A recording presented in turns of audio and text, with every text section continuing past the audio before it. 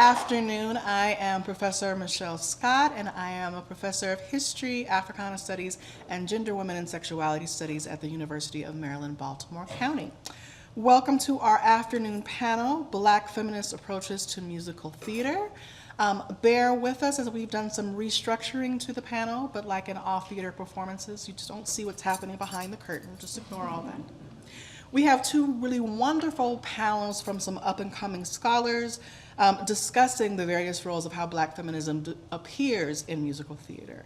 First, we will hear from Dr. Jordan Eagley on the dramaturgy of Black life, Zora Neale Hurston's experiments in sound. And Dr. Eagley is a multidisciplinary Black feminist scholar artist. They are an assistant professor in the Department of Black Studies at the University of Rochester. And currently they are on work on a manuscript on Black women's musical theater as a Black feminist intellectual production. Eagley is a playwright, librettist, dramaturg, and co-host of Daughters of Lorraine, a Black feminist theater podcast.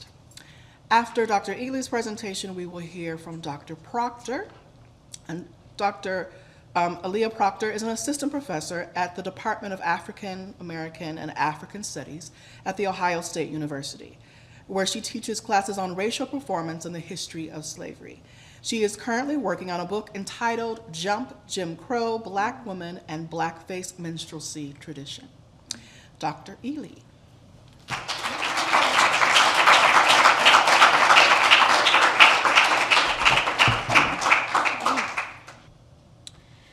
Zora's got a secret. Let's rewind the historical record back to 1939 at the Federal Music Project office in Jacksonville, Florida. Zora Neale Hurston performed several folk songs recorded for posterity as part of her work as an archivist with the Works Progress Administration led by Alan Lomax. In her proposal submitted to the WPA to begin these recordings of quotidian and communal life in Florida, Zora writes that West Florida, where her geographic area of interest, Polk County, is located, is, quote, a sort of culture pocket, end quote, where people can tell their own histories. She contends that there is no state in the Union which is much to record in a musical, folklore, social ethnic way as Florida has, end quote. In seeking to archive the diversity, complexity, and beauty of Black life, Zora utilizes sound as a method for keeping Black secrets. Conducted by fellow archivist Herbert Halpert, one of the recordings captures my attention. Zora prepares to sing a folk song, Halimafak. I doubt this will play. The clip will not play. So, will it? Oh no.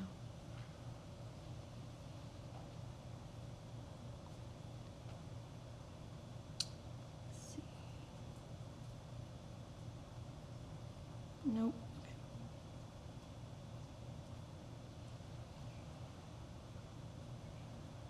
If you play. You know what? We're just gonna show what's gonna go on. All right. There's a difference between Zora and Herbert Halpert. His voice indicates distance, a narrative and sonic omnipotence. I can't always make out the words that she says and sings, but it feels intimate and intentional with how close she sits to the recording device with her slightly elevated voice. Zora's sound is loud and full. It's not simply the device, but her own vocal projection. I imagine her leaning forward as she prepares to sing, perhaps looking back at the interviewer when she talks, perhaps not looking back at all. When the interviewer asks her questions, I hear her answer them assertively but playfully, what I've come to understand as her signature. He asks her where she first learned Halimafak, and she answers candidly and plainly that she, quote, does not care to exactly remember, end quote. As she proceeds to sing the song, I begin to hear just how she might have learned it.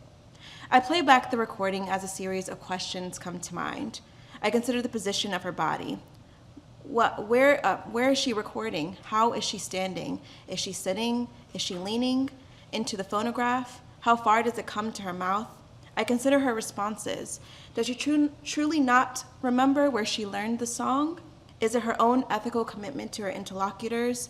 What is she protecting? Why is she protecting it? I'm intrigued by the relationship among her scholarly impulse to document the intricacies of Black quotidian life, the tales she spins, and the secrets she chooses to keep. I'm reminded of Zora writing about the community members she worked with and studied in Eatonville, Florida, that, quote, featherbed resistance, how we let the probe enter, but it never comes out. How the white man can read my writing, but he sure can't read my mind, end quote. Though she looks through the so-called spyglass of anthropology, she notices and keeps those sacred Black secrets. So then I run it back. The recording reveals a performative anticipation from Zora. Her voice communicates a dismissive quality as she rushes her answers. When she says that she does not care to remember, there is a protection I mentioned earlier, but there's also the play, the slip of the tongue, the wit I find when I read her cultural criticism, the pleasure I experience when I laugh at her jokes. And there's a lot of jokes. I listen to how Hurston listens for the secrets of community and how she in turn builds her theatrical worlds infused with those secrets. As in her recording of Halmafak, does she misremember or does she obscure? I suggest that she performs these communal secrets through her own singing. I will never know who taught her the song or where she exactly learned it and when, but her performance archives the secrets of community. How she sings reflects the pedagogy of her teacher and the drawn-out ahs at the beginning of each verse, the upward inflection of her singing at the verse's end. By performing the secrets, Zora illustrates a rigorous dramaturgical practice of detailing, listening, curiosity, and secret-keeping. It both allows her to simultaneously conceal and reveal communal truths, depending upon whose ears are attuned to hear them. Though she may not care to remember, she makes sure we never forget. Her performance of the communal-based song is precise, clear, and joyous. Her care comes through in her embodied expression. Her care is demonstrated through her playback. Perhaps Zora's positioning near the recording device privileges the intimate, subjective perspective, which Black feminists have taught us to be attuned to. As I listen, I wonder, does a vision of a Black femme future listener, maybe a listener such as myself, appear in her mind? Or perhaps she might call me a colored gal or a Negro woman, a Black femme no longer perceived as a mule of the world. Perhaps this imagined future listener like me gives Zora room to envision a possible world where she sings for those who are committed to listening. My efforts exceed temporality and historicity. Through listening backward, queer performance studies scholars Caitlin Hellwood's method that unsettles the traditional historiographic practice of, quote, objective discovery or static affirmation, end quote, I hear the layered traditions of a close-knit community and dismantle my own desire as a Black feminist performance historian to uncover and reveal the truth. This, in turn, underscores an active relationship between historical subject and presentist listener, characterizing the sonic archival encounter as an ongoing, dynamic process. In her mostly true autobiography, Dust Tracks on a Road, Hurston offers, quote, research is formalized curiosity. It is poking and prying with a purpose. It is a seeking that he who wishes may know the cosmic secrets of the world and they that dwell therein, end quote. Following Hurston, I linger with these secrets. In today's talk, I ask, how might Black communities lean more into a practice of opacity? How might the truths of secrets allow Blackness to continue to elude capture?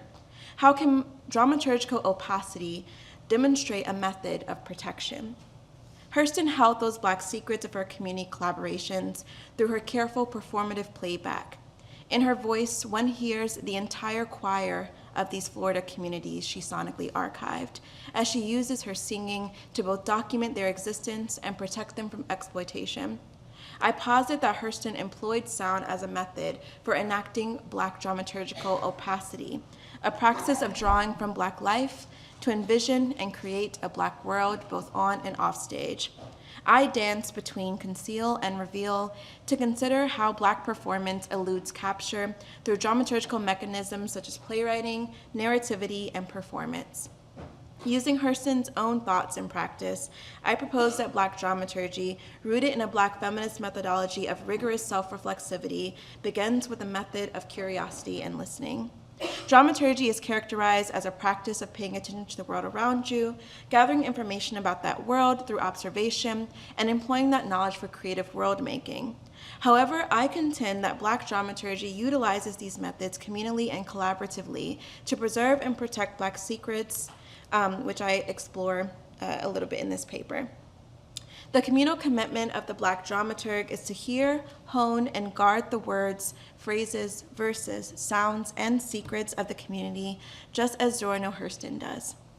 So Hurston, as a well-researched figure within Black literary studies, anthropology, and Black performance, is often left out of discussions of Black musical theater, despite her prolific career authoring and producing musicals.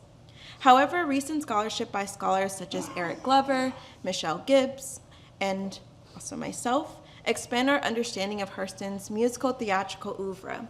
Thus, I join them in these theoretical and historical excavations by exploring Hurston's compositional and literary techniques in her 1944 musical, Polk County. By theorizing Black dramaturgy, I analyzed Polk County, in which she significantly incorporated these anthropological research through her sound recordings. Treating these recordings as a musical score, I contend that Black dramaturgy affords Black artists the ability to protect authentic Black life from gatekeepers through collaborative experiments in sound and performance. In committing to dramaturgical opacity, Hurston does not compromise authenticity.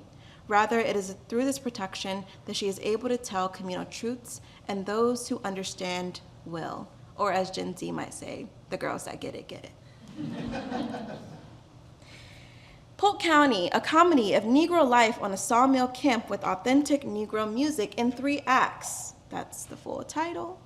By Zora Neale Hurston, tells the story of a Black community in Polk County, Florida. Focusing on a very large cast of characters, Hurston staged the public, private, and complex dimensions of this group of people in a small town. At the heart of the musical were the romantic entanglement of Big Sweet, the headstrong community leader, and Lonnie, her sensitive and loving beau, as well as My Honey, the town Lothario, and Leafy, the beautiful new girl in town who possesses a quiet strength. The musical structure was based heavily upon research Hurston conducted on a trip to Everglades Cypress Lumber Company in Laufman, Florida in 1928. Funded by Charlotte Osgood Mason, Hurston's financial backer that she referred to as Godmother. This trip and resulting work gathered from it would follow Hurston for the next decade as she cataloged, critiqued, and created Black culture in the American South. Much of the research ended up in Mules and Men, if you're familiar with that text, and inspired a host of her literary and performance pursuits in drama, short fiction, and pageantry. This multitudinous, multidimensional quality was underscored by various Black sonic modalities. That is, Hurston centralizes sound and body as representational of Polk County's multivocality. So I'm most interested in the ways that sound functions as a dramaturgical episteme in the musical, from where Hurston gained knowledge and from where knowledge of the Black community was gained. So Polk County built its world through a diverse soundscape. Before the play's narrative action, dialogue, or music even began, Hurston has already underscored the community through its natural sonic landscape. The opening stage directions read, quote, "Scrubby palmettos make a dense undergrowth. The woods surround everything. Bull alligators can be heard booming like huge bass drums from the lake at night. Variegated chorus of frogs, big owls, and now and then the cry of a panther." The sound of the community's non-human inhabitants mirror the social structure of its human ones. By describing the animals as a chorus, we begin to be ushered into the communal nature both in the Polk County space and the ways that Hurston sounds and scores the world. Those descriptive opening stage directions explicitly detail this musical composition, quote, "But these people have given the world the blues, work songs, guitar picking in the Negro manner, and the type of piano playing which made Fats Waller famous and is now being taken up by the world," end quote. Not only does Hurston critique the structural conditions in which Black music genealogies were appropriated for profit and divorced from their authentic context, but it was here that she provides the sonic map of Polk County. Like the description of setting by Hurston, Scene 1 stage directions build the play's structure of sound. The birds twitter, the rooster crows, and snores are all described in the chorus of community that Hurston ushers us into this musical world. And so if you, very, very apropos, right, that this musical, it was never performed in Zora Neale Hurston's lifetime, though there was plans for a production that unfortunately never materialized. It was thus then kind of re-entered in public imagination in the 90s because of the acquisition of Zora Neale Hurston's works, someone going through that collection and seeing that there were so many plays and musical scripts that had never been done, and then subsequently Kathy Madison at Arena Stage saying like, hold up, we need to take a look at these. And Polk County started off as a reading here at the Library of Congress, and then moved to a full production that happened at Arena Stage, and then subsequently Berkeley Rep, and then crickets. Where has it been? So, so this program is from that original reading that happened here at Library of Congress. I'm gonna skip ahead. Okay. So Wake Up Jacob was the musicals, actually, let me go back to this. Are you gonna play? No.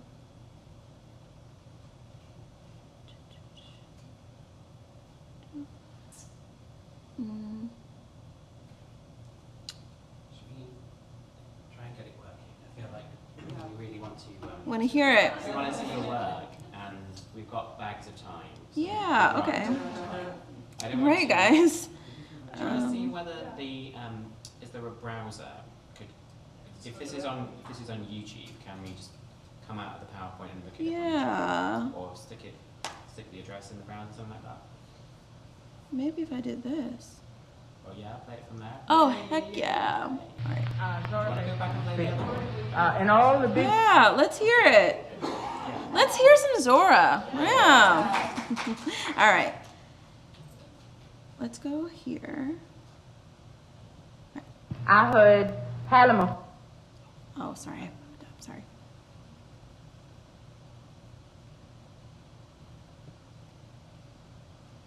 I heard Halifax down on the East Coast. I don't remember. I was in a big crowd, and I learned it in the evening during the crowd, and can't exactly remember who did teach it to me, but I learned it from the crowd most exactly, more from one. You may leave and go to Halifax, but my slow drag will bring you back. Well, you may go, but this will bring you back. I've been in the country, but I moved to town. I'm a Tolo shaker from my head on down. Well, you may go, but this will bring you back. Some folks call me a Tolo shaker. It's a doggone lie. I'm a backbone breaker. Well, you may go, but this will bring you back. Oh, you like my features, but you don't like me. Don't you like my features? Don't you shake my tree? Oh, well, you may go, but this will bring you back. A hoodoo, a hoodoo, a hoodoo whacking. My heels all popping and my toenails cracking. Well, you may go, but this will bring you back. So that was the first song. And then next one that I'm going to play. Zora Hurston speaking. In all the big work camps, sawmills and turpentine steel and road camps and whatnot, they have a man to go around and wake up the camp. And he has various chants and hollers to wake them up, and sometimes he makes them up as he goes along. Yeah, all right. Well, I heard these at Lockman, a big sawmill down in Polk County. Wake up, bullies, get on the rock. 'Tain't quite day, but it's 5 o'clock. Come up on that cover, bullies. Come on up on that cover, unless you want some trouble with the walker. Come on. Wake up, Jacob. Days are breaking. Get your hook, egg, or bacon, and your shirt tail shaking. Wake up, bullies, fool for the show. Big crowd game go. Wake up, bullies, pull for the show. Big crab game on the other side, I know you wanna go. Hey, you rowdy mule skinners, you better learn how to skin. Captain got a new job and they need 100 men.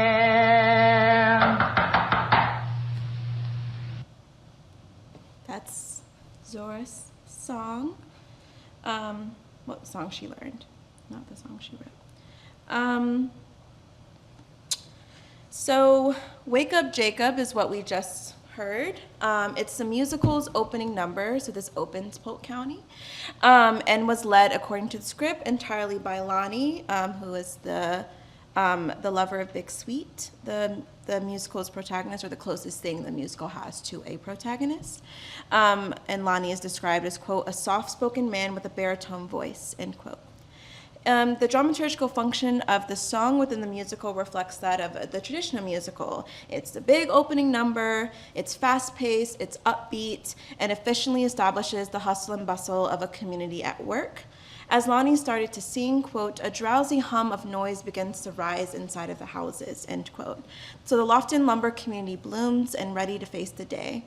Wake Up Jacob was one of the songs that Hurston records with the WPA, and she describes the practical function of the song as such, quote, in all the big work camps, sawmills, turnstile stills, and road camps and whatnot, they have a man to go down and wake up the camp. And he has various chants and hollers to wake them, and sometimes he makes them up as he goes along, end quote. The description of how the song operates in the actual work camp is reflected in its function in the musical. So Lonnie uses the Wake Up Jacob community to get the community ready for work. So the song's first lyrics are, quote, wake up bullies, get on the rock. Tain't quite day, but it's 5 o'clock, end quote. Zora began to sing, her voice emphasizing both her, according to Daphne Brooks, technical imperfections, but clarion confidence and simmering delight, end quote, that demonstrated her profound embodied understanding of the song. Akin to the actor whose deep study of their given character manifests in a performance that reveals that depth, Zora's self-assuredness soars through her vocal performance. Get on the Rock was punctuated by her quick crescendo, as if each letter in rock sits inside of its own note, basking in an individualized spotlight. The sound of Zora's vocals rounds out as her mouth cradles the words. It's not simply a call to workers to wake up and begin their jobs, it's an invitation to climb. Zora plays back the intention of the community through her own production of sound. So back to Dust Tracks on the Road, that mostly true autobiography. Hurston recounts the time she spent in Polk County, offering descriptions of its sonic landscapes. She writes, quote, the clang of 9-pound hammers on railroad steel, and concludes that the world must ride. She continues, noticing, quote, a rhythmic swing of the body, hammer falls, and another spike driven to the head in the tie, end quote. This community lives through song and dance, which she notes from the clang of the hammers on the railroad to the rhythmic swing of bodies at work. In the quotidian lives of the Polk County community members, Hurston sees and hears rhythm, music, and choreography. It is these details, or these secrets, that informs Polk County's dramaturgy. In the Wake Up Jacob recording, you can hear her voices, her singing the verses, followed by the banging sound, speculating that she's hitting the table and providing her own instrumentation and accompaniment akin to Lonnie going and rapping on the doors, right? I focus on this moment to illustrate her attention to the sonic details of community. I imagine her documenting each part of the song's process from its beginning with a designated chanter to the improvised verses and rapping. The inconsistency of the raps in her own performance reflects an impetus to capture the song's authentic, real-life purpose. At the song's end in the play, Hurston notes that, quote, Lonnie holds the hum of his last syllable until he disappears off-right, end quote. Zora's singing also holds this hum, as she performs with the runs of a blueswoman, perhaps with less finesse, but with the exceeding conviction. This further demonstrates what I see as her disruption of convention in musical theater writing. The page follows the body as she thinks through her singing, through her living, through her sensations, rather than through the words in a script and or score. Hurston instead makes musical theater conform to Black life and living, which she further concretizes in her staging of The Jook. So she divides the community spatially, talking specifically about the Juk. In the interest of time, I won't go too much into it, but I will say that she ties this particular space directly into theater, which she notes that, quote, the real Negro theater is in the juks and cabarets. I take this as her own principles of Black dramaturgy, where establishing Black theater did not come from outside, but rather was already formulated and situated within Black communities. The juk illustrates the pressions of Black dramaturgy to her compositional and creative life. As demonstrated in her canonical essay, Characteristics of Negro Expression, Hurston's theoretical and anthropological research already highlights the significance of the juk for Black Southern communal connection. Musically speaking, the juk is the most important place in America, for in its smelly, shoddy confines has been born the secular music known as blues, and on blues has been founded jazz. The singing and playing in the true Negro style is called juking. The Negro theater, as built up by Negroes, is based on juk situations, with women gambling, fighting, and drinking. Shows like Dixie to Broadway are only Negro in cast, and could just as well have come from pre-Soviet Russia. And if you want more of those jokes, read more of her essays, because they're all there. So Hurston links the physical space of the juk to, I can't even go into her thoughts on Porgy and Bess, but I want to say that they are exceedingly interesting. Hurston links the physical space of the juk to the sound that's produced there. Observing that well-known Black musical genres such as the blues and jazz emerges from here, Hurston looks to the juk as a structure for world-making. In Polk County, Hurston describes juks as, quote, pleasure houses furnished by the management that were the heartbeat of the Lofton lumber community. As such, Hurston makes a case for Black cultural expression as undeniably tethered to the everyday community life. So I contend that Black dramaturgy and Black dramaturgical opacity and its employment of sound as a strategy cannot be divorced from the materiality of Black life and living.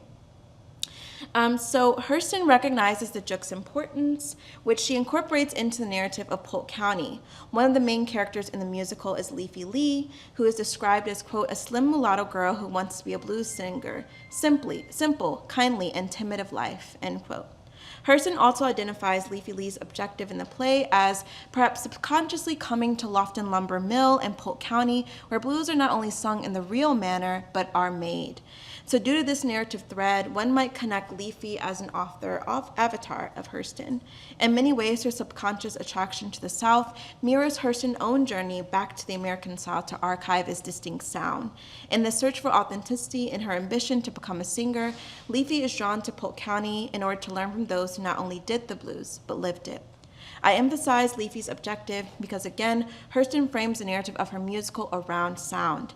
Music, therefore, not only functioned in Polk County as a form of storytelling, but it is itself the story. And I also want to note that in the production that went up at Arena Stage, that entire storyline was changed. That Leafy Lee was not going there to learn to become a singer, but she was going there to find her white father. So that was like the big change there. So going back to the earlier song, Halimafak, the interviewer asks, as we know, that where she learned the song. So Hurston, ever the scholar in search of authenticity and truth, clarifies that I learn them. I just get in the crowd with the people. If they sing it, I listen as best as I can, and I start to join in with a phrase or two, and finally I get so I can sing a verse, then I keep on until I learn all the songs and all the verses. Then I sing them back to the people until they tell me I can sing them just like them. And then I take part and I try it out on different people who already know the song until they are quite satisfied that I know it, and then I count on my memory. In this description, Hurston clearly demonstrates what I consider her method of playback. There's a clear sequence of events that she follows. She listens closely, she begins to sing, and then moves on to the entire song until she receives approval from community members through her performance. Hurston's collecting and archiving practice is specifically found in her ability to perform and her ability to illustrate through communal practice. As I re-listen to Hurston's playback of Halimafak, I hear these lyrics as she sings them. But there is also a Black feminist critique nestled beneath the lyrical surface. As Zora sings, "Oh, you like my features, but you don't like me," it suggests perhaps the image of a male lover who was titillated by his woman's physicality, but not the person she actually was. It also, I contend, aligns with Hurston's preoccupation with authenticity in Black cultural production and her own critique of the circulation of Black culture in popular cultures. "You like my features, but you don't like me," may refer to the ways that non-Black people may like the features of Blackness, the art, the music, the soul, etc., but how they do not necessarily like Black people. Here, then, through the work song of the South, Zora vocalizes complex ideas around economies of race and popular entertainment and in her performance. Without the explicit statement of this racial critique, both she and the character of Big Sweet, who sings this song, performs this secret, and those who heard it received it and understood its sentiment. So, as in Polk County, when Lonnie introduces an audience to the world of the Lofton Lumber Mill, it is sung through the song that I argue Hurston infuses her own embodied experience into the musical. Lindsay Andrews argues for what she terms minor empiricism in the works of Hurston, defining it as, quote, characterized by datification, information production, and technicality that reflexively constitutes or reorganizes the senses as they experience sensation. Her analytic aligns with Hurston's own observations of her own intentionality in her process. After an unsuccessful attempt to pursue a PhD at Columbia University under the tutelage of her mentor, Franz Boas, Hurston muses, "The major problem in my field as I see it, the collection of Negro folk material in as thorough a manner as possible, as soon as possible. In order for the collection to be exhaustive, it must be done by individuals feeling the materials as well as seeing it objectively. In order to feel it and appreciate the nuances, one must be of the group. In order to see it objectively, one must have great preparation. That is, if one is to be able to analyze, to evaluate what is before one. In my humble opinion, it is almost useless to collect material to lie upon the shelves of scientific societies. It should be used for the purpose to which it is best suited. The Negro material is eminently suited to drama and music. In fact, it is drama and music and the world, and America in particular, that needs what this folk material holds." I'm sorry, I just got chills, like going back to this, like in this particular moment, right? It's so clear. A focus on the way she lives and worked with communities make up the method of her research, and I argue makes its way into her dramaturgy, which is seen and heard in Polk County. Hurston's attention to the affective and sensory experience of Blackness is tied directly to her own interest in theater and music, that the Black South itself is, quote, drama and music and the world. It's no wonder I keep returning and returning to Zora. I was 15 years old when I first read Their Eyes Were Watching God, too young to comprehend the specific cultural nuances, but old enough to be affected by them. Her work has traveled with me repeatedly. It is as if everywhere I turn, I see her dust tracks on the road. When I play back Halimafak and her crackling voice cuts through my headphones, a familiar feeling rises in me, the desire to understand, to demand comprehension and legibility from this recording, and perhaps to offer a brilliant concluding thought on her research practice, an element of Black dramaturgy yet to be explored. Her slow drag has brought me back. But maybe there are just some Black secrets that are meant to be kept. Can we keep them? Will we? Thank you.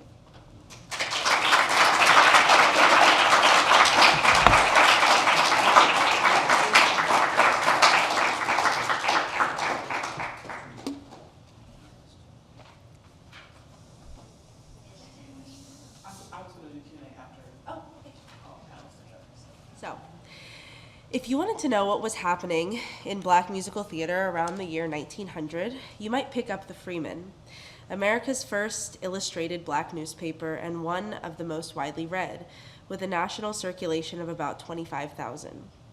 You'd usually flip open to page 5 to The Stage, a column covering Black stage talent, from singers to comedians, spanning the operatic stage to the minstrel tent. But on special occasions, news from the Black stage made the front page of the Freeman.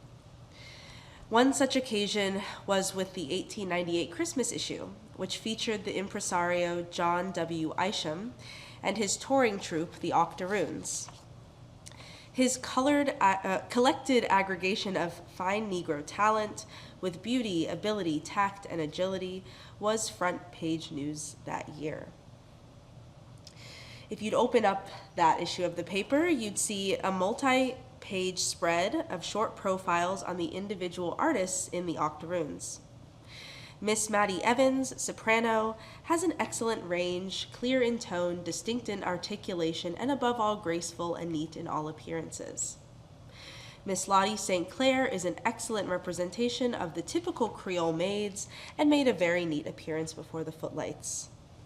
The Britons, Sadie and Joseph, have won for themselves a worldwide reputation for their dancing, singing, and comedy. And of course, you'd glimpse a formal portrait of Pods, the Octoroon's apparent canine mascot. The 1898 to 99 season was the Octoroon's third year as a troupe. It had grown large enough to actually split into two touring companies, number 1 and number 2. And Isham also launched Oriental America in 1896, which was a different show with a different cast, and he sent a troupe of performers kind of pulled from both casts to Europe in 1897. Now, over the years that these groups were touring, performers cycled in and out of both casts. They left to join rival companies, or they launched solo acts. But what remained consistent was how Isham's shows departed from the conventions of minstrelsy, the dominant entertainment form of the previous century. Some of the changes he made were formal in nature. The minstrel show, as a discrete theatrical form, had assumed a standard 3-part format around the mid-19th century. The first part offered a selection of jokes, songs, and witty banter between a white interlocutor and a cast of blackface minstrels seated in a semicircle with men on the ends playing the tambourine, fiddle, bone castanets, and the banjo. And it's important to note, for the purposes of this project, that the entire cast of a minstrel show is made up of men, traditionally, who performed the black characters in blackface makeup and played the women characters in blackface and drag. The second part, or olio, featured a selection of standalone variety acts, and the third part was often a narrative skit containing songs, dances, and or burlesque renditions of popular theater pieces. By the 1890s, this format had become a bit stale. Minstrel companies were still touring, but they had expanded to be bigger, more extravagant, and introduced all manner of novelties, as this poster for Al G. Field's Greater Minstrels advertises. Many of the conventions of minstrelsy had, by this point, been diffused into newer variety genres like vaudeville and burlesque. So, Isham retained some minstrel conventions, like the 3-part structure with its olio middle section, but his shows notably included a chorus of beautiful black women who appeared without blackface makeup, to our knowledge, rather than the all-male cast in blackface and drag to portray the woman characters. Isham borrowed this innovation from his former employer, so I don't know if borrow is the right word, but his former employer, Sam T. Jack, who had a touring company called The Creole Show, which also featured black women. So Isham, we could say, was the second to make this change. When the Octoroons launched, it had a cast of 16 men and 17 women, and Oriental America had a similar gender balance within its 65-person cast. The second change from minstrelsy that launched with Isham's groups was the replacement of the minstrel finale with an alternative, a medley of operatic selections by a prima donna and chorus, complete with elaborate costumes and scenic effects. The history of opera as it relates to minstrelsy is quite complicated in terms of the class dynamics at play. As historian Lawrence Levine has shown, opera was not yet in the mid-19th century, when this minstrel show was consolidating, part of elite culture. It was rather part of a popular culture that was enjoyed and shared, like minstrel shows, by working class audiences. So by the 1890s, when Isham's groups are touring, this had changed. Opera was establishing itself as highbrow, but it was in flux. Minstrel shows had always drawn from foreign language opera for parody and burlesque, and as music scholar Renee Lapp Norris suggests, opera parody songs are likely what ushered in the vogue for blackface female impersonators in minstrelsy in the first place, which is to say that the female roles on the minstrel stage may have been linked to opera from almost the very beginning. So the complexities here could lead us into a whole other discussion. But in short, I want to emphasize that even the operatic finales in Isham's troupes did not entirely escape minstrel legacies because of how intertwined opera and minstrelsy were in the 19th century. So the common scholarly treatment of Isham shows is that we tend to treat them as important stepping stones between minstrelsy and a more modern, respectable black musical theater. And in fact, I use that same type of language in my abstract for this very paper.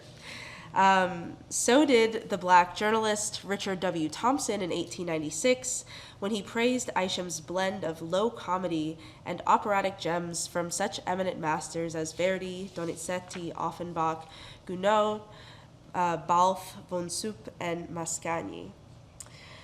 Isham, he noted, eschewed the plantation idea of the Negro and painted him as he has grown to be. So we, and I include myself here, tend to cast Isham as the innovator, the one who made important improvements to the black musical by getting away from problematic minstrel tropes. And I don't disagree with this assessment. After all, I've just spent a few minutes, introducing us to all of the changes that he made. But I've also found that going into the archives of these shows paints an interesting and at times contradictory picture that helps us to move away from simple binaries of minstrelsy or not minstrelsy, racist or not racist, respectable or not respectable. And more importantly, I want us to pay greater attention to the women in Isham's troupes, both because they have not yet received adequate scholarly attention, and because the archive shows how they were navigating the complexities of the minstrel tradition in ways that can still surprise us. I'm arguing that we recognize how these women innovated as well, for Isham may have provided a framework, but these women did the work of bringing it into being. When we imagine black women on stage circa 1900, we typically imagine them performing respectable images of black womanhood, at least ideally, as a foil to the black man in blackface. But there are several misconceptions that persist with this framework. The first is the idea that black women were somehow separate from or always in opposition to the minstrel tradition because they did not often appear in blackface makeup. The second is that they performed only or mostly opera and spirituals in stark contradiction to minstrelsy. And the third is that black women's performances of respectability alone mark them as remarkable or revolutionary. Now, I'm overstating a bit, and none of these arguments are completely wrong, but I still view them as misconceptions because they simplify what was in reality a complex and dynamic process of negotiation. While recognizing the respectable contributions that black women fought for is necessary work, the blanket interpretation that black women are always respectable is another form of stereotyping that does not account for the oppositional, adaptive, playful, and even pleasurable ways black women navigated the stage. To move beyond these stereotypes, we must attend to the multiplicity of roles black women played on stage and how they complicated dominant racial and gendered scripts in the process. I think the octoroons in Oriental America help us complicate several of these misconceptions. And so I will now briefly discuss both shows. So first we have the Octoroons. The Octoroons opened in the fall of 1895 in New York City. The headliners were the baritone Fred Piper and the soprano Madame Mamie Flower, the prima donna known as the Bronze Melba. Other women who were featured in the cast were Maddie Wilkes, a character actress and singer, Belle Davis, a well-known coon singer, and this is a specific term referred to women who sang a genre of ragtime vocal numbers, and Hattie McIntosh, a singer and sketch artist who often appeared with her husband. Many other women would later cycle through the cast, including Ada Overton, the Hyer sisters, who had, by this point, found fame themselves as operatic vocalists and actresses, and Stella Wiley, who married Bob Cole, who was a well-known actor, and she was known for her Irish impersonation whiteface act, which she would perform as Liz Leary. There are very few known photos of the Octoroons from the shows. Here is one on the screen, and you can see Stella Wiley in the middle holding a tiny horse. This photo was likely staging one of the sketches in the show, maybe its opening sketch. The second part, of course, was the traditional minstrel olio of assorted acts, and the closing section for this show and all of Isham's shows at this time was the operatic finale.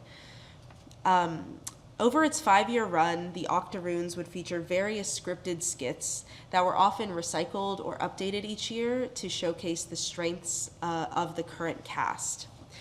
The Library of Congress holds the 1896 play script for the Octoroons burlesque sketch called the Blackville Derby, which is about horse racing and sports betting, hence the tiny horse, maybe. It was deposited at the Library of Congress for copyright protection. So it's quite the bare bones typescript, as were many similar typescripts from this time, so we don't get a lot of detail. But we can flesh these things out using newspaper reviews, which sometimes offer the specific songs, or if not the songs, then the specific scenarios that the women appeared in. So most of the scenarios or acts that involve the women cast members seem to involve some combination of ballet, singing, and exotic elements, such as the Milkmaids' Flirtations and the Spanish ballet Strollers of Madrid, as well as the tea vendors from China.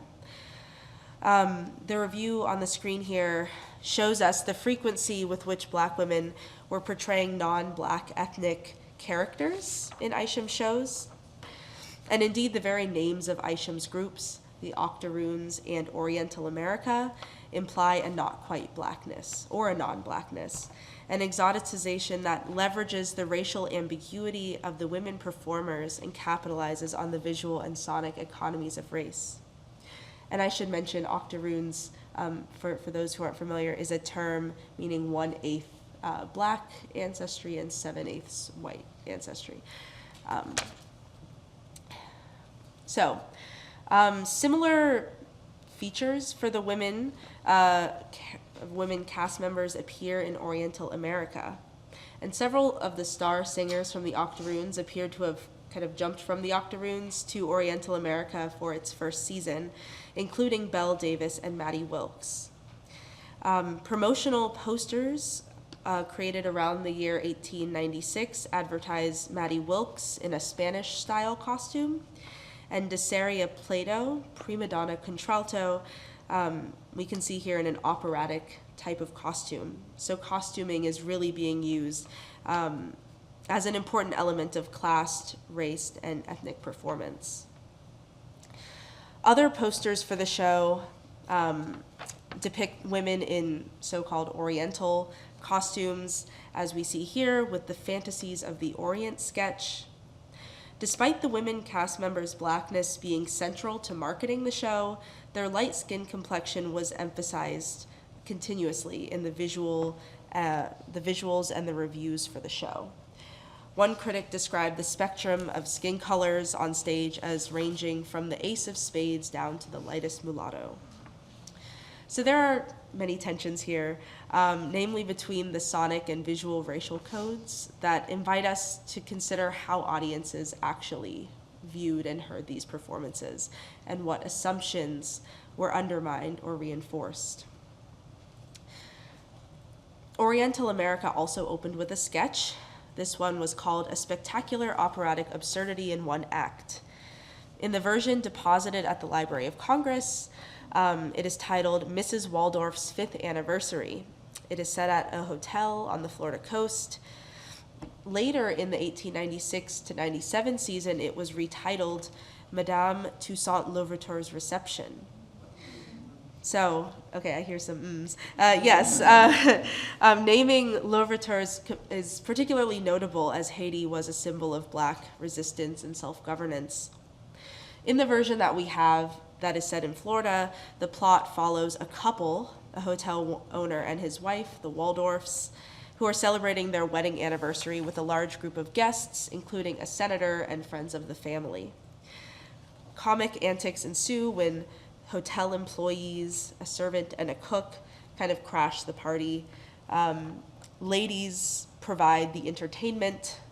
A group of 20th century bicycle maids, which you can see here on the bottom, 4 Japanese maids who sing and dance, and a dancing divertissement called the Flower Ballet, which you can also see reflected on the promotional poster. So the posters themselves for Oriental America offer us a really interesting visual archive of these acts, which blend Orientalist fantasy, elite leisure, commentary on the new woman, and comic spectacle to suggest the wide range of identities and images Black women were asked or chose to inhabit on stage. Oriental America stopped touring in 1899, and the Octoroons ended in 1900. Sylvester Russell, the prominent Black critic, diagnosed the reasons for this closure in December of 1900. Quote, "The decline of the Octoroons after dismissing its opera and the failure of all shows presenting all ragtime music establishes the fact that no Black show is complete without a prima donna and a star male soloist, and perhaps a few other classical redeeming features. The days of all coon comedy in a colored show are past, and yet one could not live without it. But white people in this day and time will not stand for all ragtime. A little of everything will ensure a happy return." While Isham's star groups may have disbanded, many of the women who performed in these groups went on to have varied careers, both domestically and abroad.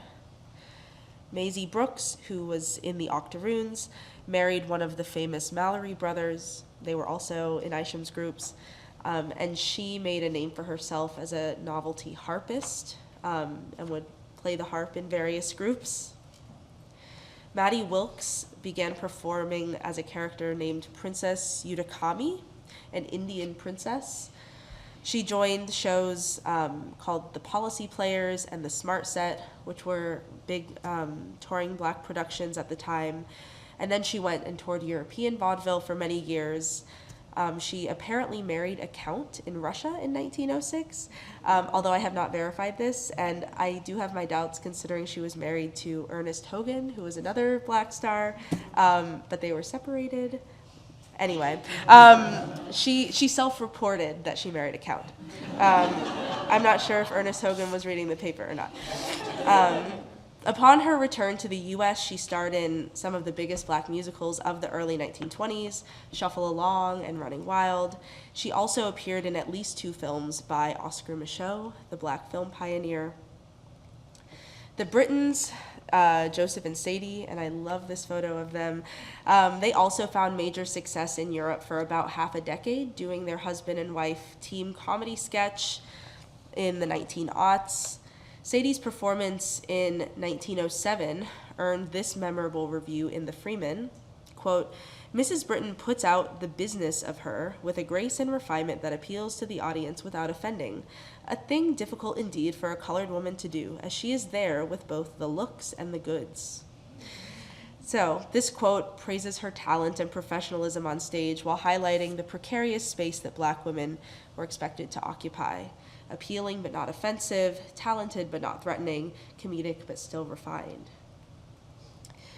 I've chosen to highlight relatively unknown women here today, but it would be remiss of me to not mention the veritable superstar who came through Isham's group, Ada Overton, who joined Isham's Octoroons at just 15 years old, making it likely her first show. She would later become Ada Overton Walker, as we may be more familiar, when she married one of the most famous black stage performers of the time, George Walker, who was partnered with Burt Williams. And so she would go on to take North America and England by storm as the Queen of the Cakewalk in the many landmark Williams and Walker's productions. But for now, I want to think about how Ada Overton, or Ada Overton Walker's formative experiences with Isham's troupe informed her future success, and not just how Isham's frameworks of the black woman as the octoroon inspired a certain type of racial and gendered performance.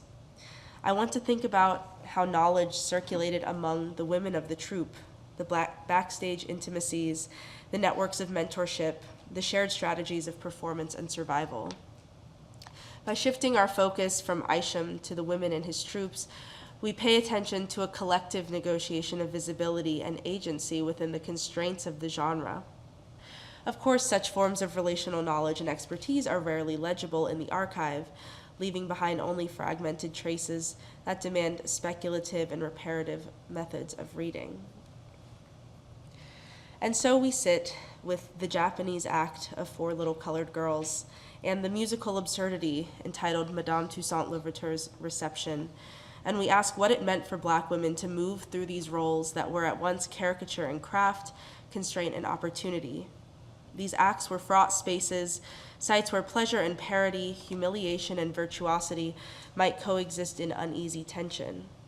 To read them closely is to confront the contradictions of black performance within circuits shaped by minstrelsy, the simultaneous assertion of presence and erasure, of agency enacted through forms designed to contain it.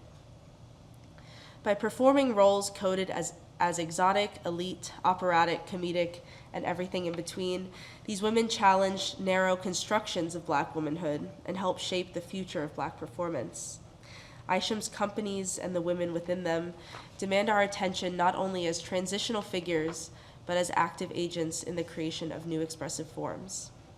They remind us that the archive holds more than linear progress. It contains contradiction, experimentation, and subversion. Thank you.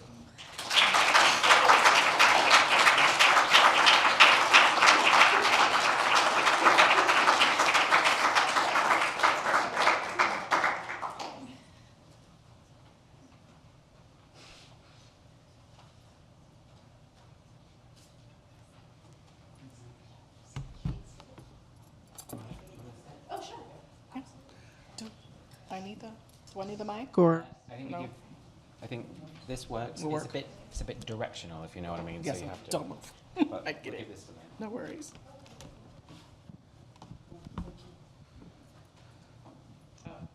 Okay, have a good one. Excellent. Is that going to work? Yes. Is this good from here? You can hear Thing me on? on this mic? Yeah. Is this Okay, thing all on? right, then Are you I'll, happy without that? yeah. It's on. It's on. The mic is. So thank you for these wonderful papers. I learned a lot, and I have a couple of questions of my own before I open it up to the audience for further questions. So first of all, I'd like to say that my own work on Blues Queen Bessie Smith and on the Toba Time Circuit, or the Theater Owners Booking Association, is at the intersection of these two papers. So I was like, oh, I know all about page 5. Oh, I really want to know more about Hallamathak. And I felt myself going back and forth looking at these two ideas. And these works in my own setting, in terms of early 20th century black minstrelsy, really the works would not have been able to be produced and published without the vibrant music, periodical, and manuscript collections here at the Library of Congress, a space meant to be dedicated to the preservation of knowledge for all, and I hope it continues to do so. These papers, which will become wonderful books, I know, I can see, also are steeped in that same very valuable font of knowledge. And so I have two questions, one for each of you that kind of think about my background is history, y'all, so forgive me. It's going to be history-specific questions. And the first one is for Dr. Ely.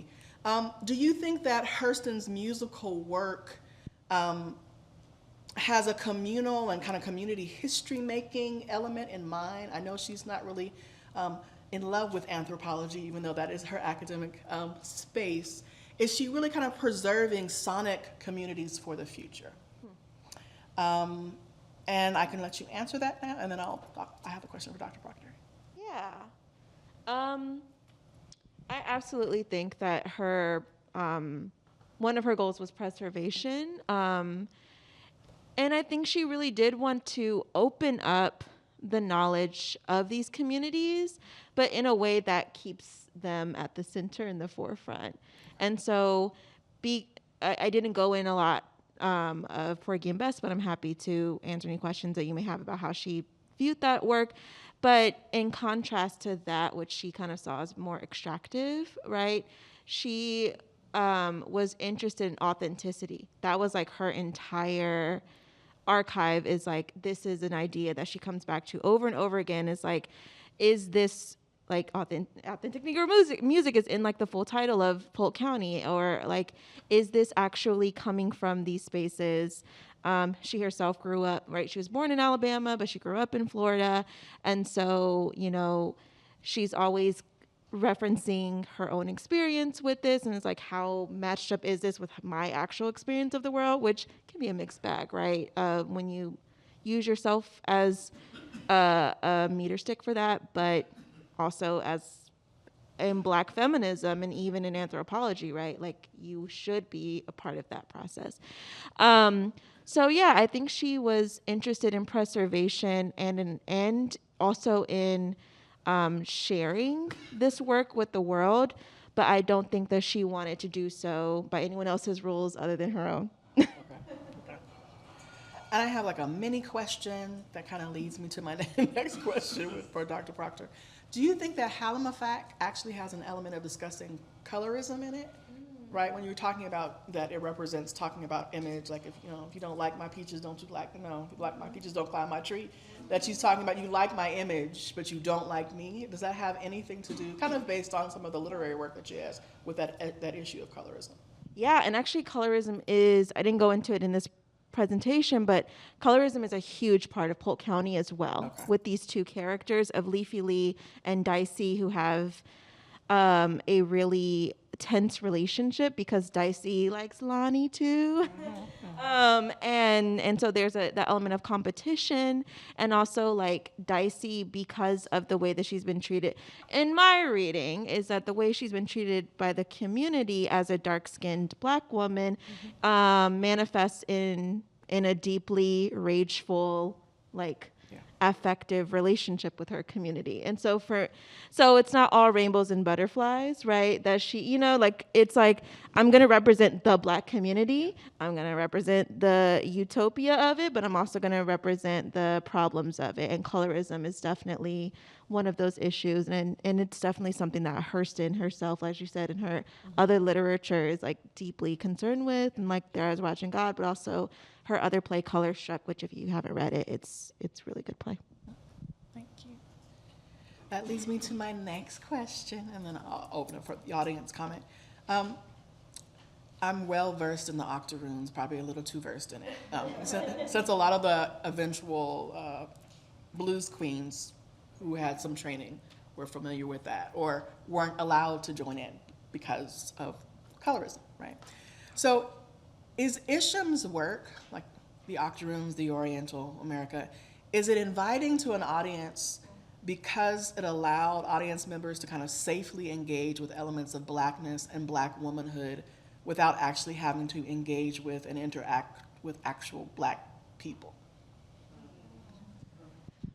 Can you elaborate by Sure. what you so mean the by idea that, and you talked really well about the issue of Black respectability, right? And Right. these roles that they're playing in Isham's work do not allow Black women performers to really revel in the fullness of who they are, right?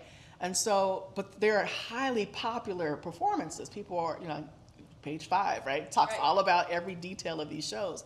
And they're not, audiences are not just African American. So it was a question of like, why would they want to go see African American women who are fair skinned in appearance portray Asian Americans, Jewish Americans, Irish Americans? Like, what is the buy-in? Why do they want to see this particular show? right? that is kind of the golden question that I'm sitting with. I think part of it is that it was funny, or they thought it was funny. Yeah. So, Black women are kind of relatively new to the stage at this point in this decade of the 1890s, although there had been some exceptions earlier. But it seems very in line with the spirit of the minstrel show, which was always about ethnic comedy more than just Black characters. They had, comic takes on frontiersmen and Irishmen and even Germans, all of these, white ethnicities that we now consider folded in with the melting pot, but at the time were more distinct. So on the one hand, it seems like it's really embracing the original spirit of minstrelsy, although I don't think that they put it in those terms. And on the other hand, I think there is, as you say, like an element of, this odd space where audiences could go and see the novelty of Black performers and Black women in particular, but not really see them portraying themselves, so to speak, or see them portraying characters of Blackness, which in my mind is almost a good thing. Because if it's a comic show, they would be up there portraying caricatures of Black women. And so in a way, it was perhaps more freeing for them to portray caricatures of others outside of Blackness. Although for us today, and I mean, I don't see too much critique of that at all. It was just kind of an expected form of performance at the time, and very big on vaudeville, as many in our audience will know, on white vaudeville. But the novelty of Black performers doing it, even if their skin was so light that you wouldn't even know that they were Black unless they were performing with this all-Black troupe, just kind of added an additional novelty aspect to it. Yeah, thank you. Thank you. I want to open it up to the audience for questions. Yes. Okay, Ooh. thank you. Also, this was the introductions that I stole. Thank you so much for your questions, and thank you so much for these phenomenal papers. So I have kind of two questions that aren't very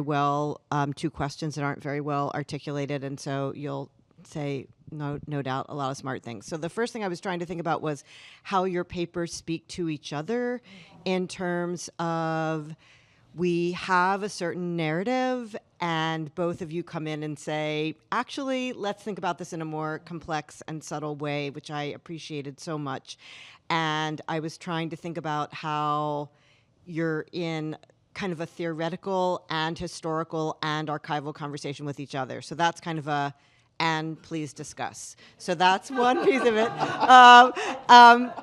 Because they spoke so beautifully to each other. I mean, they're just wonderful papers. And then the other thing I was trying to think about was both brow, kind of highbrow, middlebrow, lowbrow, and also the rural versus the urban, the folk versus cosmopolitanism, and how your two papers are also surprising and speaking to each other in terms of these other divisions, hierarchies, binaries that you're both upsetting in really productive ways. So those are kind of two. I took up too much space and asked two different questions, but you can come in with either one of those or both. Well, yeah, I'm letting those percolate because they're both really great questions.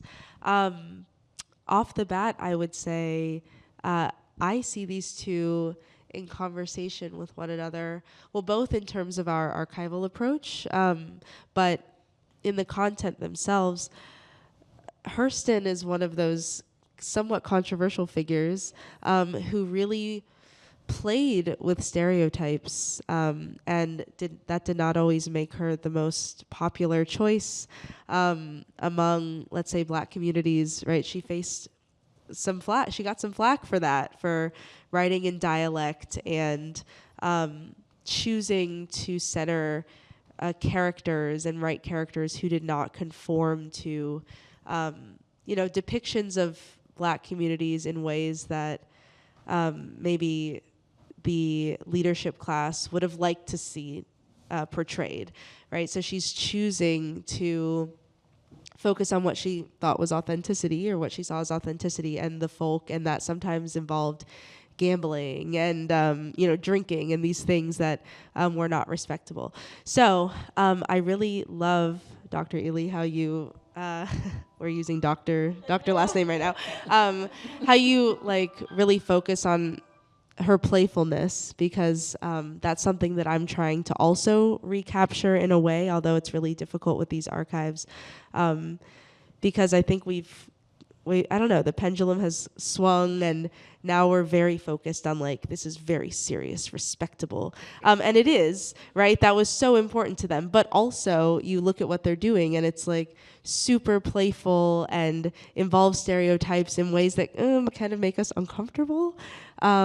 So I would say there's an undercurrent to both of our papers of that element that I think we're still trying to figure out how to articulate in a way that is meaningful. I'm still trying to figure out how to say what I want to say in a way that feels true to the material and to myself. Yeah, I think you really nailed it. And Dr. Proctor, we were talking. Oh my God, it rhymes. It does. That is and so. Professor Proctor is alliterative, Oh, that's so it's so either way. good. Okay, but we were talking we just have so many of the same influences as researchers and theorists that I think that it makes sense that our papers are starting a conversation with each other, because we are writing in a similar tradition of Black feminist music. But also I think that another element of that is because Black feminism is so attentive to these nuances, the both and, the multi-directional nature of Black womanhood is dealing with these overlapping oppressions. I think that we're also attentive to the ways that they are combating them, and also multi-directional ways too. And similarly, I agree too, where it's how do I hold the gravitas of, the work in the archive and all this, but also she was making jokes. She was a very unserious person sometimes. And I think that's also a part of the way that we research and talk about Black women, is not just to revere them, but also to be able to speak about their complexities in ways that holds their humanity at the center. And sometimes we disagree, and sometimes we make jokes, and sometimes representing what we feel is authentic community is not always going to land very well with the audiences, even if we are wanting to center them. And I think that's also the beauty of both of us are also straddling different disciplines, and one of those, we're in Black Studies departments, and I think that's a part of it too, is that our engagement with the work of musical theater and performance is also in sometimes tension with the anti-theatrical biases that we can, encounter in other disciplines, in the academy too. And so it's no, we're doing serious work, but it's funny sometimes too. And so, I think that's something I also come up against, and I'm sure in thinking about minstrelsy, right? That's also a question, is why do minstrelsy, or why talk about musical theater? And it's about also my book project generally is thinking about situating the form of music theater as something to which you can express Black feminist politics through. And just saying that is what the heck? What is that? What? And so I think that both of our papers are trying to start also conversations. We're trying to get all of our friends and put them in a room together and talk. And that does not, like, it's always a hard thing, right? When you're in different friend groups and you want them then to come to your birthday party and they're like, we don't know each other and we have nothing in common. And you're like, you have more in common than you think. I think if you put Black women's studies at the heart of both of your papers, then looking at the issue of respectability, yes, that's something that's been central to the recent themes. But in order to look at the fullness of experiences of Black women's lives, it's not oppression and protest all the time, right? It's love, it's joy, it's leisure, it's worship, it's sharing food with each other, right? And I think both of you guys are capturing that moment where women get to be fully themselves, whatever that may look like, right, in these spaces and in these separate periods of time. So you might think of like edited collections coming up, you know? I think we possibilities of things, right? Other questions? Yes. Thank you. I always ask these in a serious way, but I loved these talks. I love this panel. Thank you so much for all of this work. I am an ethnomusicologist focusing on freelance musicians' labor in United States professional theater today. I view the industry's whiteness in 2025 as at least partially an outgrowth of its historical roots in blackface minstrelsy. With that in mind, I'd like to ask about the implications of your archival research for 21st century studies. Specifically, how can your projects enrich our understanding of the ways in which Black artistic labor continues to be extracted and commodified today, especially in musical theater? Ooh. I can start of saying, like, you know, I think part of it, and that was another thread I didn't connect between us, is thinking specifically around labor and the labor of performance.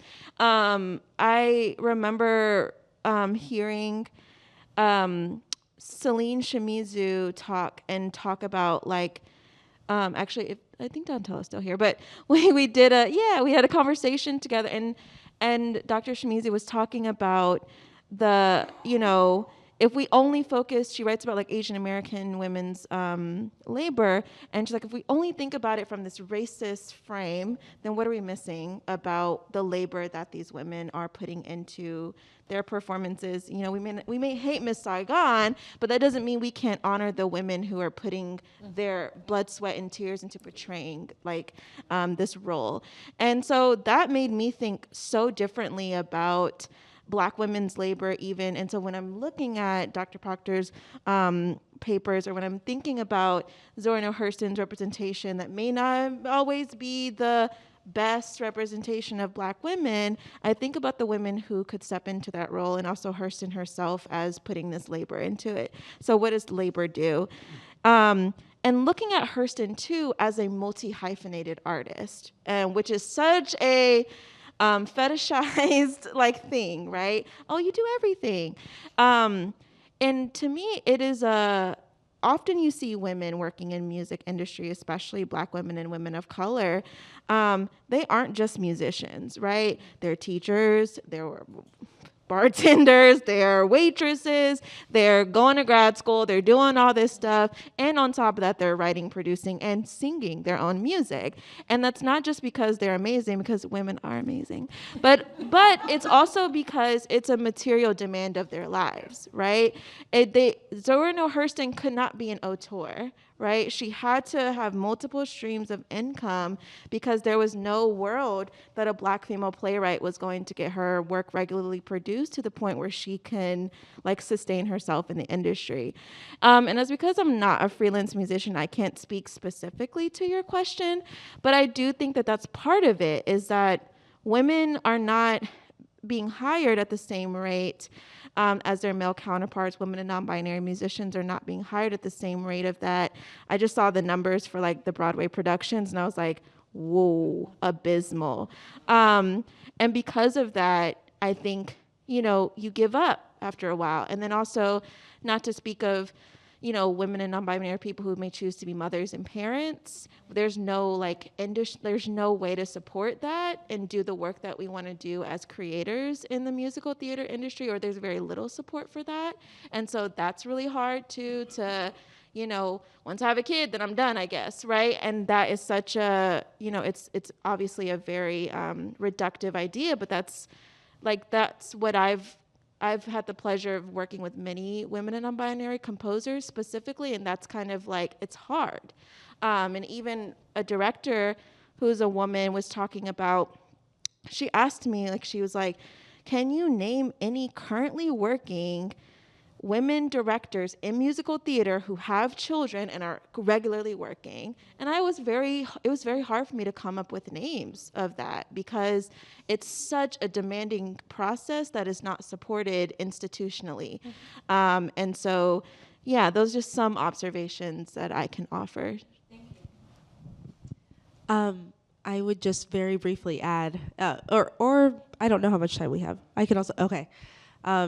What I would add is not to do the thing where we only hype each other's work up, but I would recommend Dr. Scott's book, Thinking About Labor. Her book on Toba Time really focuses on business history, and so and has great features on women who were also straddling these worlds 100 plus years ago. So in terms of looking at how the lines stretch into the present, I would recommend that book. It's wonderful. Thank you. I promise I did not pay her. No, she did not. But it We'll came slip to you a mind. 20 after. And the other person I think of is Rhiannon Giddens, if we're thinking about minstrelsy and thinking about people who wear many hats. And I think if we're looking back, let's say 200 years when minstrelsy started, I guess it's more like 190, but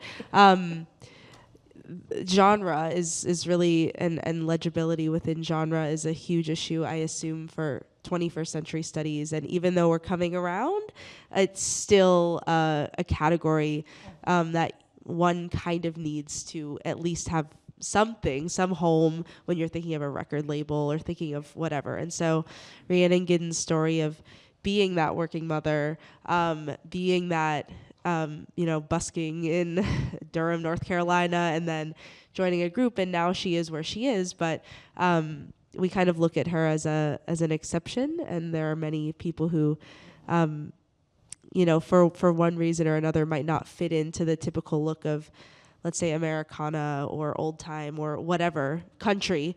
And of course she wrote an opera, and of course she has this classical training. So I think she's someone who struggled with visibility and finding her way, and is now making a way for many others. But it's a huge industry-wide issue. So, yeah. Anyway, thank you. Thanks so much for your fantastic papers and for this discussion.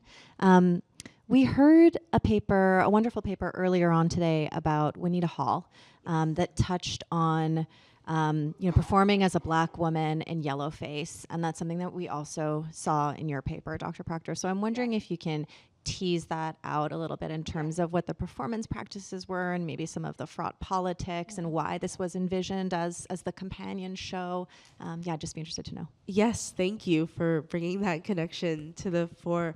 I loved the paper on Juanita Hall, and I was seeing resonances very clearly.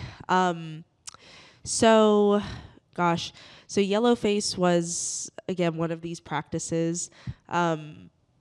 And it was quite prominent in Isham's shows. I believe it was Oriental America that then added, the men were doing it too. And so one of the features was a character named, I think it was Li Huang Chung, or some very stereotypical name. And it was like a Chinese impersonation act that one of the men were doing. And these yellowface acts, I don't have pictures, so I don't know if he was actually in yellowface, but in any case, he probably was. And even if not, the dialect and, the jokes are in the play scripts. And so it's very, very clearly the kind of yellowface act from the, early vaudeville stage. And they make mention they get mentioned in the papers as one of the standout parts of the groups. And so clearly this was very popular. It was considered to be very funny. And the women were portraying these Japanese maidens, quote unquote, in their dance and in their singing. And this was also mentioned. So the through line to Juanita Hall, I think, is that clearly portraying, Asian others or orientalizing acts remained a popular form of expression that the audience clearly, demanded more and more. Whether or not they were always comic is a question. For the men in Isham's troops, this was a comic bit, but for the women, it's less clear whether it was funny or if it was just, maybe interesting or pretty or whatever. Not that it makes it any less offensive, but I do think that for the women it was used to different ends. So it was more of a beauty statement and more of a, exotic novelty. And for the men it was, more what you would expect from a minstrel show. Yeah. I also don't know how much time we have left, so Yes, I I'm was deferring to the timekeepers here. With John Isham, I've sort of become fascinated by him. I'd never heard of him before, and he seems to have been a producer, director, writer, Yeah. almost like a Black Ziegfeld. Yes. Was there a home theater, or was everything toured on a circuit, or? Yes. So it was toured on circuits. They seemed to perform at the Park Theater in Indianapolis quite a bit, but he was from upstate New York, and he would travel to Europe quite a bit and kind of find things that he would bring back. So he would find the newest electrical effects, and then that would premiere in his show where they would have, a lit up tree or something like this. There is some question as to his race. So he looks white, but none of the black paper.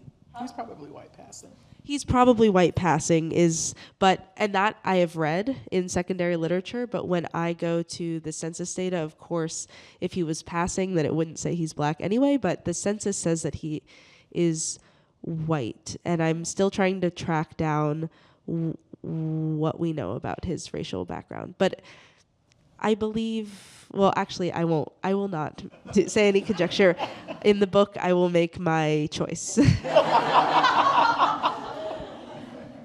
It may have been an open secret. Do we have time for one more? One more. Hello. Hello. Hello. It's working.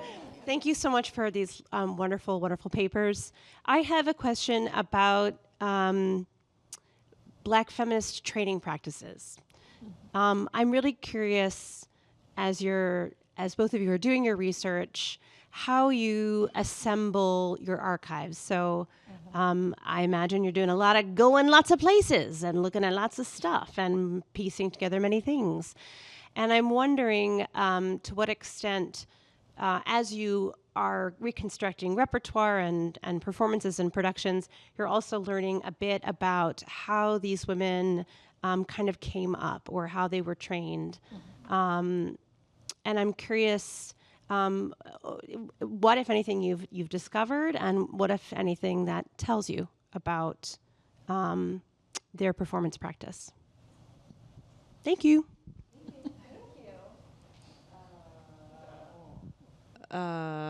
Well, okay. We don't know much about the women that I'm talking about.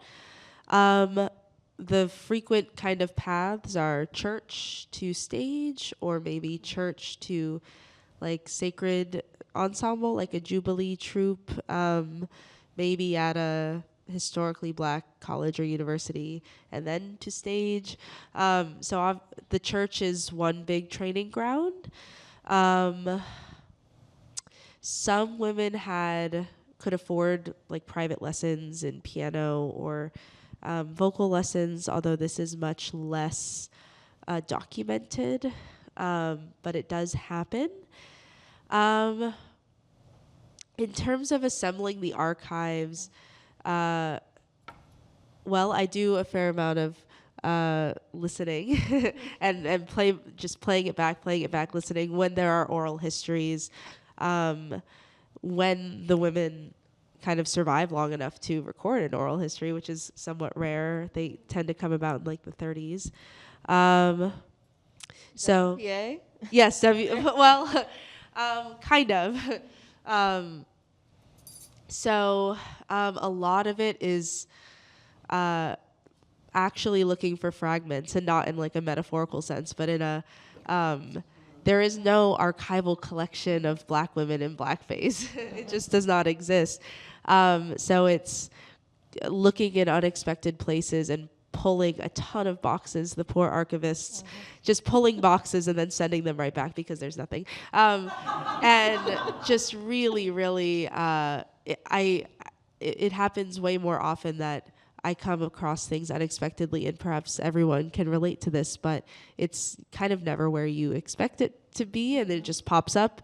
And the last thing I'll just say is it's really hard when many of these women were quite like complexioned to even know if they are Black, or rather whoever made the, labeled the collections or made the notes did not know that they were Black. And so that makes it challenging when you're kind of relying on the tags for the specific collection or something. I cannot really base it off of anything like that. And so it is, it's tricky, and it requires attention to detail and patience, and realizing that this is but a starting point that I hope others will, take up, because I will not be able to tell the whole story. It's just too fragmented. But the point is to get the overall spirit, and a starting point for others. Yeah.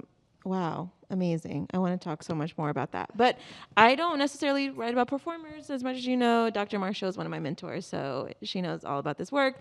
But also, but when looking at playwrights, composers, creators, I don't think any of them have like MFAs in playwriting, like that they didn't go to school to become playwrights, nor did any of them think they would be.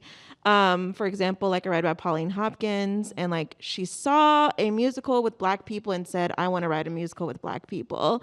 Zora Neale Hurston was like, I can do this, so I'm going to. Alice Childress was a playwright, but so then she started to write musicals because she, worked with a composer and was like, I want to do this. June Jordan had already been working with composers who were turning her poems into songs. And then she was like, I want to write a musical because I'm interested in this form. And I just did it. And Kirsten Childs famously talks about her work as a composer. Is like, it's my favorite story that she was not a composer by training, but she wanted to write a musical. She had this amazing idea, and she hummed melodies into a tape recorder, and then she got her friend to teach her how to notate it. And boom, we have like this amazing musical, The Bubbly Black Girl Shelter Chameleon Skin, that is her humming melodies into a tape recorder. And so I say that because I think that to me has been such a illuminating part of my research, is all of the different ways that Black women have come to this specific thing. And none of it is because they have a BFA in music, right? Like none of it is because they were formally, I think Mickey Grant might be the person who's the most kind of trained as a musician in that work. And even still, she had to find other venues and pathways to becoming a composer before then. I always like shy away from talking about archival work because I'm like, I'm not a historian. I just work with archives. But yeah, the labor piece of that, right, is like listening and then listening again and then listening again until it. One of my other, graduate mentors, Dr. Michelle Rowley, was talking about this. She was like, you need to know all your material until you're sick of it, like backwards and forwards until it's in your body. And I think about that, when I Like, I can talk about Zora Neale Hurston in my sleep at this point because I've engaged her archive so deeply that it's become a literal part of me now. So I think that's part of my archival practice as well. Yay. Great. Well,